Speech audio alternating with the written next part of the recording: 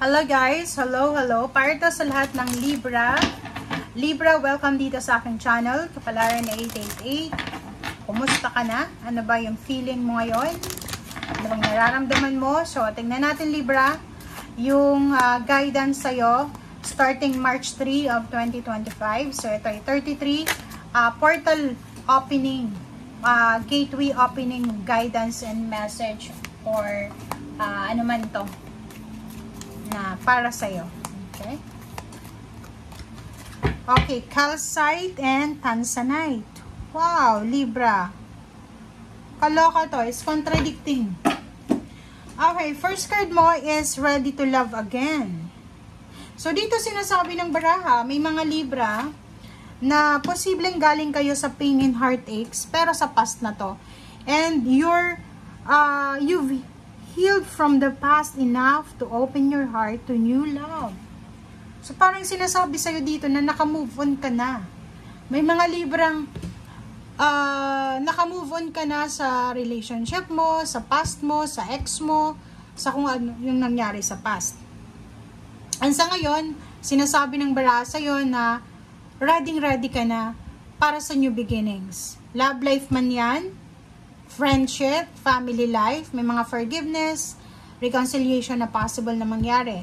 Ito naman na calcite, doon to sa mga Libra na wala silang oras para sa love life, wala silang oras para sa pamilya, kasi busy sila sa ginagawa nilang trabaho. So, nakikita ko sir dito na yung iba dito, maraming free time, ready to love, ready to start over. Pero ito naman na calcite, sinasabi na wala siyang oras kasi busy siya sa trabaho, busy siya sa business niya, busy siya sa pagpapayaman. Okay? Or may mas importante siya na kailangan na gawin. Okay. Thank you, Libra.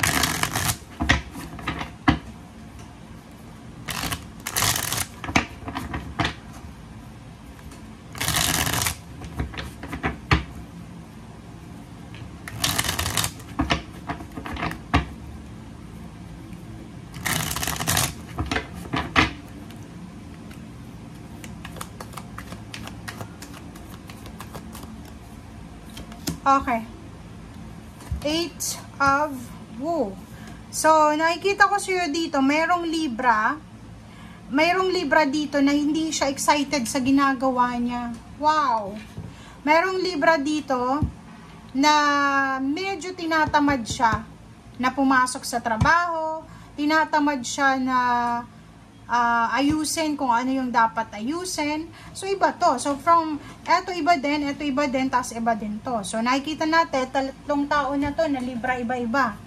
So, kung makikita mo dito, Libra, kung dati ay sobrang masipag ito, ngayon ay tinatamad na siya. Hindi na siya excited eh.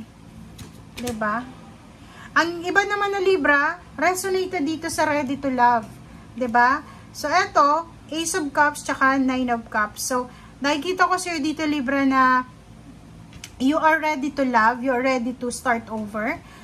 Posibleng may mag-offer sa'yo ng love life, or ikaw to na mag-offer ng love life. And nakikita ko sa'yo dito na etong taong ito na papasok sa buhay mo, ay siya yung tao talaga na pinapangarap mo. Siya yung dream love mo, dream relationship, dream person. Wow! Okay. Tingnan natin, Libra. Page of Cups, oh. 'Di ba? So, ang nakikita ko sa'yo dito, it's a confirmation na may talagang darating sa buhay mo. It's either new love life, it's either new relationship, new friendship, new job, new location, or pwedeng makilala mo siya sa barko, sa bus, or sa station, bus station, sa airport, or sa ibang bansa. Nakikita ko rin sa'yo, Libra, single ka ba? Kasi kung single ka, sinasabi ng bara sa'yo dito na isa sa mga possible na love interest mo ay ibang lahi. Okay, ibang lahi, or kailangan mong mag-travel very, very far para dito sa taong ito. So, kailangan mag-travel, kailangan mag-ayos ng papeles para sa taong yan. So, comment down below if you resonated. Okay. 10 of... Wow! Kaloka. Diba? So, kung makikita mo dito is 10 of Pentacles and 6 of Wands, sinasabi sa'yo dito, Libra, makinig ka ha. Wala ditong specific na status, single ka man, in a relationship, ano man yung business mo, ano man trabaho mo, basta sinasabi sa'yo dito na lump sum of money. Pwedeng manalo ka sa loto, manalo ka sa palaro, sa kung ano man, pwedeng may bibenta kang bahay, lupa, sasakyan, basta mayroon ditong financial fulfillment, financial freedom, financial success, financial prosperity and abundance, financial stability, may recognition, may awards, rewards, salary increase, promotion, meron ditong recognition, meron ditong parang madadagdagan yung sweldo mo kasi madadagdagan din yung obligasyon mo. Tataas yung posisyon mo sa trabaho, tataas din yung obligasyon mo, pero magkakamal ka ng malaking halagang pera, Libra. Kaloka to, Libra. Ang ganda. High Priestess. So, makinig ka sa sinasabi ng intuition mo, Libra. Kasi sinasabi ng intuition mo na maraming darating sa'yo na posibleng magdadala talaga sa'yo ng pera. So, pera-pera to eh. So, overall, kung makikita mo to, kulang pa ng isa, sinasabi ng barahan na sobrang exciting yung darating sa'yo simula March 1. Kasi financially, you will be super strong. You will be super secured. Financially, diba? Ang daming offers. So, may celebration ditong magaganap. Nako, naubo na ako. Wow, tingnan mo, screenshot mo pa yung mga baraha mo. Sobrang ganda. Okay, strength, financial strength, emotional strength, may celebration, family celebration, family gatherings, may recognition, may kapamilya ka na posibleng may bagong trabaho, may bagong negosyo, may kapamilya kang uuwi galing sa malayong lugar, may matatanggap kang lump sum of money, mayroong pwedeng i-offer to sa'yo. It's either love, it's either money.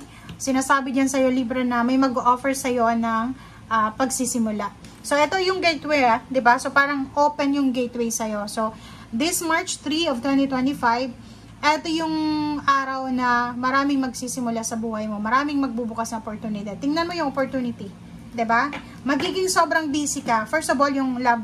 Diba? Kung single ka or galing ka sa broken family, heartbreak, sinasabi na isa sa mga possible na mag-open sa'yo na gateway or portal is love life. Next is promotion. Kung naghahanap ka ng promotion, naghihintay ka, pwede kang magkaroon ng promotion, salary increase, lump sum of money, winnings. Next is health, physical health, pwedeng health recovery, parang ganon. And intuition, sobra kang magiging wise, wisdom, emotional happiness, family, ang dami dito. So overall, it's overall happiness, overall success, overall prosperity na abundance siya. Okay? So, yun yung magbubukas sa'yo, Libra. Thank you for watching and see you again. Bye!